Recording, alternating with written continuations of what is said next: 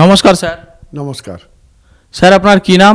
नंददुलाल आड्ड আমার বাড়ি বাঁকুড়ার পোপার বাঁকুড়া বাজারে চক বাজারে। স্যার আপনি সন্ত রামপালজি মহারাজের নাম দীক্ষা নেবার আগে ভক্তি বা কি সাধনা করতেন? আমি ব্রহ্মা বিষ্ণু মহেশ্বর বজরংবলী এবং আমার বাড়িতে সন্ন্যাসী মনসা এসব ভক্তি সাধনা করতাম।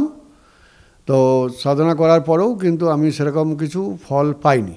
স্যার আপনি বলেন আপনি পূজা ভক্তি সাধনা করতেন, তো করার পর আপনি সন্ত রামপালজি মহারাজের দীক্ষা কেন নিলেন? আমি রামপালজি মহারাজের দীক্ষা এই জন্যই নিলাম যে আমার এক বন্ধু আমাকে ভিডিওটা পাঠিয়েছিল। ভিডিওটা দেখার পরে আমার মনে হলো যে স্বাস্থ্যসম্মত কিছু করার দরকার আছে। সেই স্বাস্থ্যমতে যদি আমি ভগবানের পাই, তো আমি দেখলাম যে এসব যে দেবতাগুলো করছি আমি তো সেই ভগবানের পাই না, এবং সেই ভগবান বা পরমাত্মা কে সেটা জানার পরে আমি কিন্তু রামপাল মহারাজের আমি নাম দীক্ষা নিই। বা সেটাই আমার কাছে সবথেকে ভালো লাগলো যে আমি স্বাস্থ্যমতে আমি একটা পেয়েছি, সেইটাই আমি করছি এখন। স্যার আপনি সন্ত রামপালজি মহারাজের নাম দীক্ষা নেবার পর কী কী লাভ পেয়েছেন? আমি মানসিক শান্তি পেয়েছি, আর্থিকও পাচ্ছি, এবং আমার ফ্যামিলিতে আমার ছেলেরাও পজিটিভে আছে, পজিটিভে ওরাও নাম দীক্ষা নেবে, এখনও নেয়নি।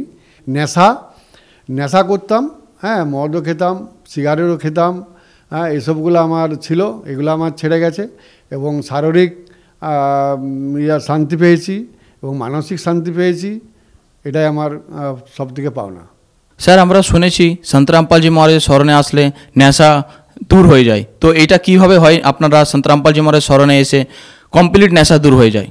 আমরা রামপালজি মহারাজের স্মরণে আসার পরে যখন আমি স্বাস্থ্য মতে দেখি যে নেশা করলে আমাদের কোথায় যেতে হয়, হ্যাঁ, নরকে যেতে হয়, কুত্তা হতে হয়, সেই জন্য আমি স্বাস্থ্য আমি কিন্তু নেশা ছেড়েছে এবং ছাড়িয়েছে। আমি এই নেশা আগে তো ভাবতে পারি নাই ছেড়ে যাবে, কিন্তু রামপালজি স্মরণে আসার পরেই কিন্তু আমি ছাড়তে পেরেছি, তার আগে কিন্তু পারিনি। স্যার আপনাকে যতজন টিভিতে দেখছে, তো ওনাদের দর্শকদেরকে আপনি কি বার্তা দিতে চান?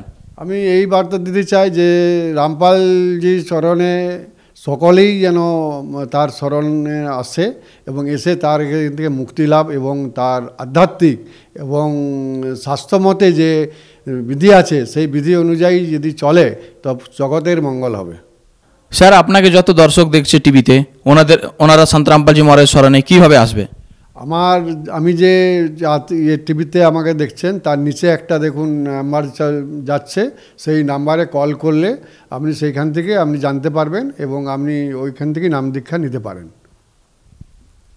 স্যার আপনাকে অনেক অনেক ধন্যবাদ। Thank you. নমস্কার সৎ সাহেব।